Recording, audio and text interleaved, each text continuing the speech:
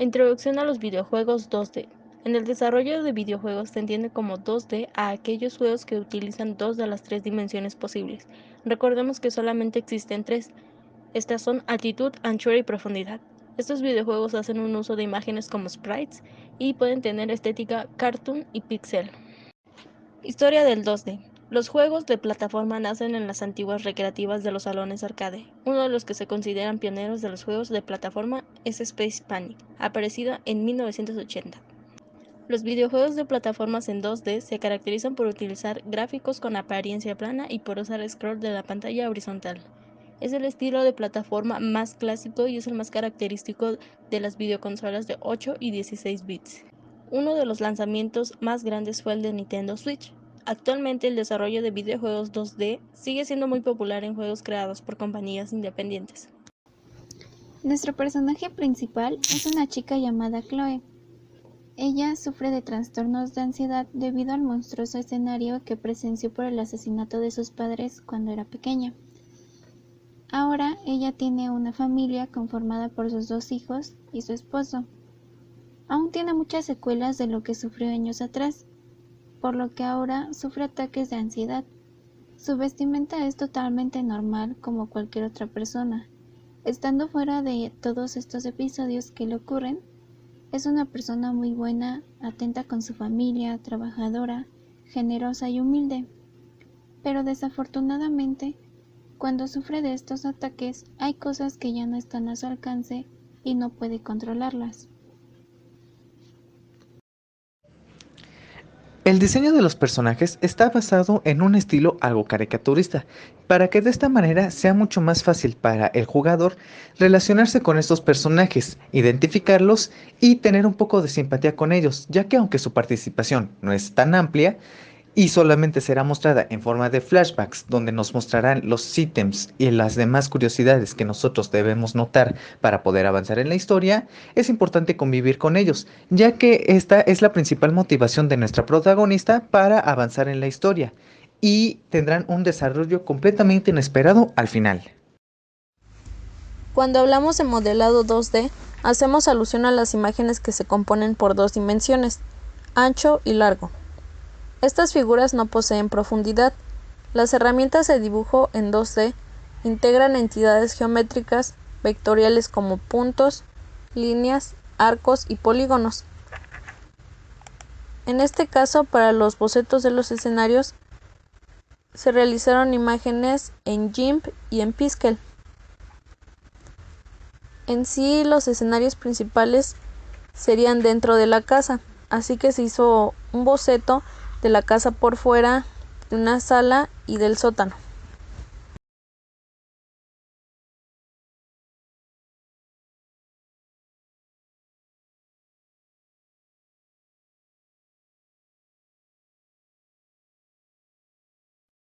Después de que Chloe despertara de ese sueño tan largo, estuvo recibiendo tratamiento por parte de un especialista. Después de unas semanas la dieron de alta, aunque en ocasiones le daban unos dolores muy fuertes en la cabeza, solo le recetaron unas pastillas para eso. El día que ella salió del hospital, un auto se acercó a ella y la recogió. A ella le estaban dando esos dolores de cabeza y por ello estaba un poco aturdida, y no podía distinguir quién era la persona que la recogió. Aun así, ella se dejó llevar por la voz, la cual era idéntica a la de William. Ella se sintió segura sabiendo eso, pero había algo raro. Él no seguía el camino para la casa. Entonces ella le preguntó que por qué no estaban yendo hacia la casa, y él le contestó diciendo que pensó que sería una buena idea cambiar de domicilio, ya que no le iba a hacer nada bien estar cerca de donde ocurrió el asesinato de sus padres. Entonces encontró una muy buena oferta de una casa en un campo, además de que convenció a Chloe diciéndole que a los niños les había encantado la casa. Poco a poco Chloe se fue acostumbrando a la casa tan enorme que tenían. A los niños les fascinaba jugar en el campo, pero había algo que le intrigaba mucho a Chloe, ya que el sótano estaba cerrado con cadenas y William había dicho que estaba estrictamente prohibido bajar ahí. Un día Chloe estaba jugando con los niños a esconderse. Mientras ella contaba, ellos salieron corriendo a encontrar un escondite. Chloe comenzó a buscarlos por todos lados, pero no los encontraba por ninguna parte. hasta que llegó a la sala y vio que la puerta del sótano estaba entreabierta. A pesar de las reglas de William, la tentación se apoderó de Chloe y decidió entrar al sótano con el fin de encontrar a sus hijos. Cada escalón que bajaba se sentía un aire muy frío pasar por sus piernas, y cada que ella bajaba más y más, el frío le recorría todo su cuerpo. El lugar estaba totalmente a oscuras y apenas si se podía distinguir una pequeña vela al fondo. Chloe se acercaba a la vela poco a poco y cuando estaba a punto de tomarla, escuchó detrás de ella una ligera voz de una niña riéndose. Ella volteó rápidamente y no había nadie. Seguido de eso, sintió que alguien la había tomado del pie y salió corriendo lo más rápido posible. Cerró el sótano y comenzó a tener nuevamente dolores muy fuertes en la cabeza. Mientras eso ocurría, sus hijos se le quedaron viendo de frente y solo dijeron, no debiste abrir esa puerta. Y a Chloe le dolió aún más la cabeza y después de un trueno, los niños desaparecieron. Toda la casa cambió totalmente y solo se miraba que fuera una casa vieja y abandonada. Entonces comienza a recordar que aquel hombre que la recogió en el hospital y se da cuenta de que es la misma persona que representaba su antropofobia. Ella corre hacia la puerta para escapar de ahí, y en la puerta había una nota que decía, ahora que ves la realidad, si tanto amas a tus hijos, encuéntralos, o de lo contrario me los llevaré. Es ahí donde ella se dispone a buscar por toda la casa, pero no es nada fácil, ya que en momentos tiene de nuevo dolores de cabeza, y eso la aturde y hace que vea una realidad distinta, y eso no la ayudará en nada a encontrar a sus hijos. Mientras ella los busca, encuentra pistas que le hacen saber que esa no es una casa cualquiera, sino que era una casa donde vivía un viejo líder nazi llamado Hermann Göring, en la cual tenía encerrados a muchos judíos. Entre ellos habían niños, los cuales torturaba hasta matarlos. Esas almas se quedaron encerradas en el sótano, y en cuanto ella lo abrió, escaparon, y ahora rondan por toda la casa tratando de hacer que Chloe nunca encuentre a sus hijos.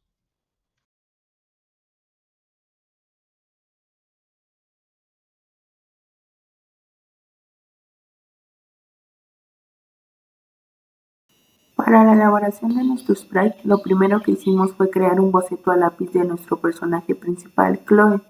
Definimos algunas de sus características, así como su aspecto. Se buscaron algunas referencias en internet sobre sprites y fotogramas para animar una caminata. Se ocupó el software de Jim, configurado para pixel art. En la ventana de editar preferencias, opciones de herramienta, cambiamos la interpolación predeterminada a ninguna y luego ajustamos el tamaño de la rejilla. Se agregaron como capas la referencia al lápiz de Chloe y la referencia de la caminata para poder personalizar el sprite de Chloe y posteriormente añadirlo al videojuego.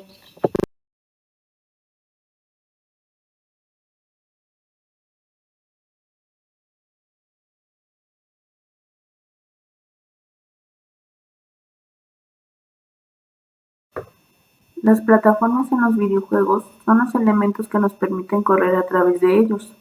En nuestro videojuego realizamos en Jim 3 estilos diferentes de plataforma, una de piedra, una de madera y la tercera es una simple.